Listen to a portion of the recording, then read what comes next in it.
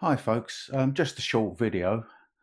It's a little bit of a rant, to be honest. At the moment I'm fairly annoyed and quite frustrated. Uh, this morning I travelled to the Knole estate in Sevenoaks, Kent. Now, in all fairness, it's only 11.5 miles from where I live, so I'm not complaining about the distance. But it's a National Trust property, and on arrival I did a slight bit of filming in the grounds of the deer uh, as a lead up to entering the main house, which I believe is one of the five largest properties in England. So it's quite an important and old property. So 11 o'clock when you're allowed to go in, I've gone through the gatehouse entrance, I'm filming. I got stopped by a National Trust volunteer and asked, was I filming? Which I smiled and said, well, yes. And then I was told that you're not allowed to film within the property at Knole. Now, I've been there several times in the past, so I have no reason to visit the house without filming. And my intention was purely to get the shots and get a video out for you guys, the people that are interested in that sort of material. So I just turned around and I've come home. So you may ask, what is my gripe? I mean, it's only down the road. It didn't take that long to drive there or back. Well, before I visit any National Trust property, English Heritage or any property, I do my research. So I go online, check out the website, I research the previous owners, the current owner, the rooms, the complete history of the place. And of recent, even pre-Chartwell, but very much so with Chartwell, I did a lot of voiceover work prior to visiting the property because these are busy, noisy properties. So I tend to then set it to music. I source all my own music to put on. So all that work is pre-done. So I've probably spent on average, I would say I'm averaging about 4 to 6 hours of not just the research, voiceover work, getting the right music before I set off this morning. Now I'm well aware that National Trust have a taking pictures for personal use policy, which basically covers photography and filming. And I am aware of that. I've read that and I understood that. So what I did when I looked up the Chartwell one, which was a few months ago, on the actual page for Chartwell, they did have a photographic policy for the home, and it did say that filming was allowed as long as they were small handheld video cameras and no tripods, no flash photography, etc. So I knew I was allowed to go into that property with a small device, keep it quite discreet, and film, and that's what I did.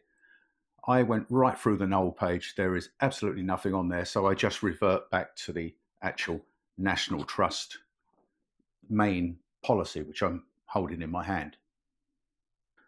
Now, in the policy for the National Trust, the general policy, it does mention influencers.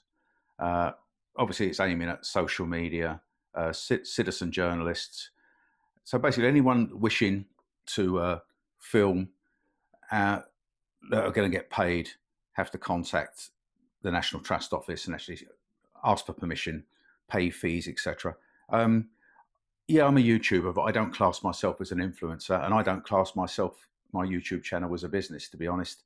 I film or I record because I enjoy it. I enjoy getting out about, I enjoy filming, and I enjoy sharing it with people. I do happen to know that quite a large portion of my audience are people that that have got disabilities, that actually physically can't get out and do some of the things I do, whether it be kayaking or visiting these places now.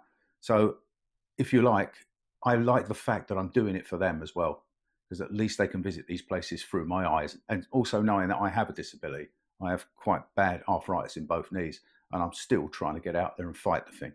So I don't class myself as a businessman. I class myself under the non-commercial use. As simple as that.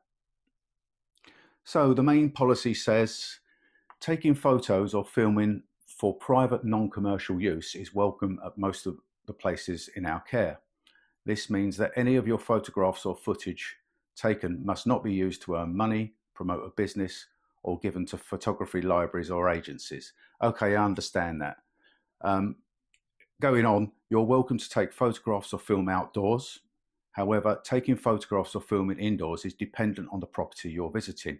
Okay, I'm fine with that. So going back to what I said, when I looked up the Chartwell one, they had the policy saying, providing it was small handheld, no tripods, and obviously no flash photography, it's allowed. Got no problem with that, went and did it. On the Knole one, there's nothing there. So this goes on to say, where are we? Access to take photographs or filming of any other purposes must always be agreed in advance by the correct team. So obviously they're going into the business side. What my gripe is that it does say on here about the property you're visiting, depending on the property you're visiting. And underneath that, it says, please check with the staff or volunteers at the property before using your cameras indoors. Using a flash or tripod, blah, blah, blah, indoors is not permitted. The problem with Knole, especially Knole, is that you have to pre-book. You can't just turn up. Now, this is not that far away, this property, and I do drive through Sevenoaks quite regularly.